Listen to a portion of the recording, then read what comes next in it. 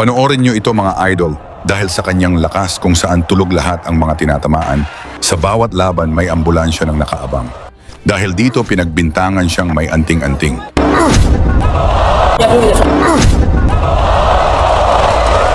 Lagi niyong sundan, huwag magpapahuli.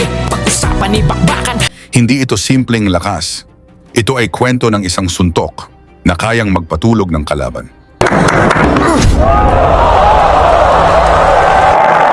Kilalanin ninyo ang tinaguriang delubyo ng Mindanao, si Ray Megrino. Dala ang 24 wins at 21 dito ang knockouts.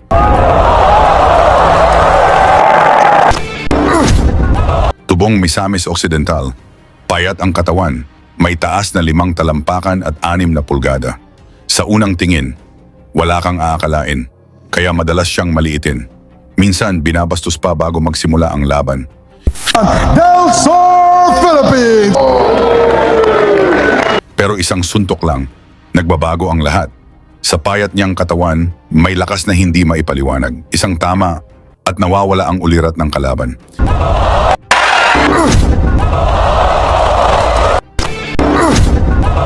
Dahil sa sunod-sunod na knockout, kumalat ang usapan. May lihim daw sa kanyang lakas. May nagsasabi, may anting-anting daw siya. Dito mapapanood ang isang lalaki na tila binutas ang balat sa braso. Saka may inilagay na butil. Unang sumabog ang pangalan ni Megrino nang patulugin niya ang Thai champion na si Aikarthit Kanyaprom sa loob lang ng 2 round sa Hong Kong.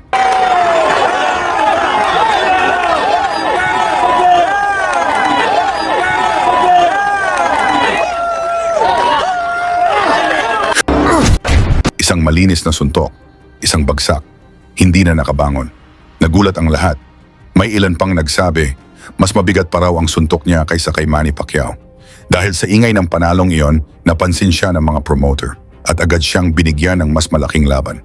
Ang susunod niyang kalaban, ang prospect ni Bob Arum ng Top Rank Promotion, ang knockout artist na si Jason Butar-Butar. May 22 panalo. 20 rito ay knockout, mabilis, agresibo, mapanganib. Tinawag pa siyang Tyson dahil sa lakas na parang si Mike Tyson. Nasa ringside mismo si Bob Arum upang ay announce ang sunod na laban ng kanyang bata sa Amerika. Para sa kanila kasi, parang warm-up fight lang ito. Bago yan, pa-like at subscribe na lang kasama ang bell. Malaking tulong yan sa aming mga content creator. Sa unang mga round, si Butar-Butar ang dominante. Sunod-sunod ang suntok. Kumpiyansa ang galaw. Si Megrino naman, tahimik lang, kalmado. Naghihintay ng tamang pagkakataon. Pero nang uminit, nagpakawala din ng malalakas na kombinasyon.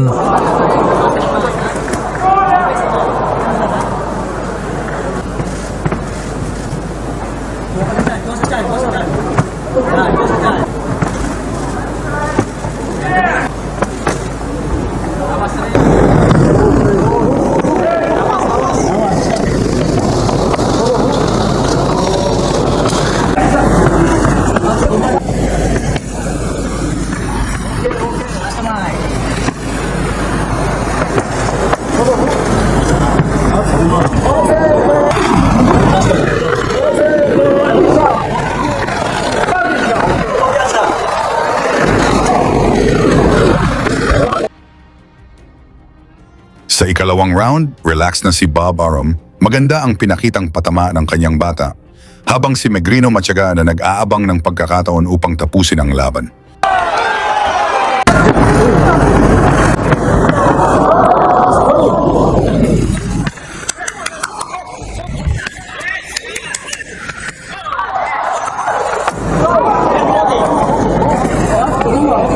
Sa round 3, nagkabaligtad na.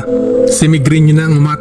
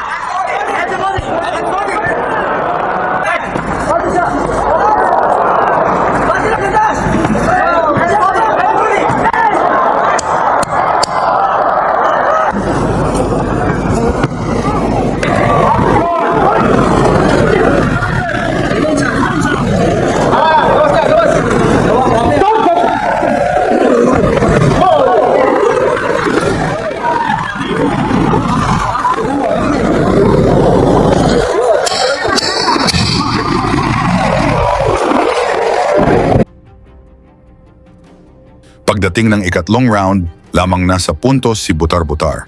Kampante ang kampo ni Bob Arum. Pero sa ikalimang round,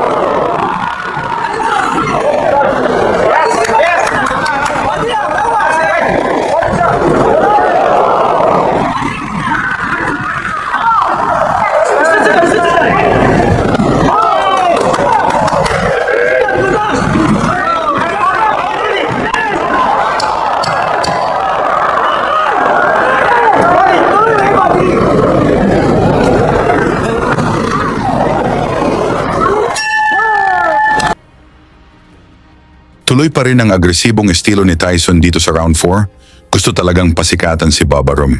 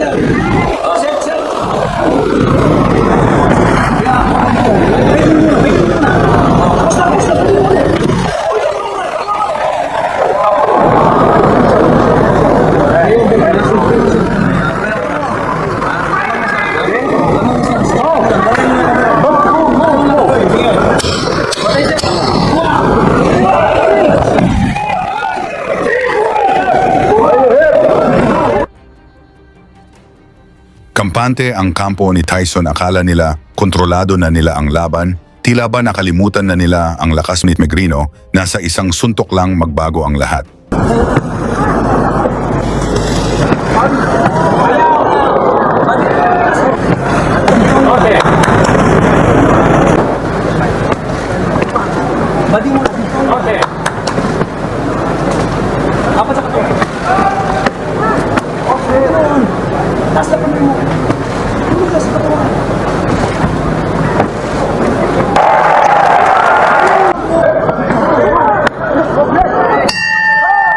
Sa round 5, nagpakita ng tibay si Megrino. Kahit Isang pagkakataon, Isang malakas na kanang suntok ang tumama mula kay Megrino. Bumagsak si Butar-Butar. Diretsong tulog, hindi gumalaw. Kinailangan pa siyang gisingin at isinugod sa ospital.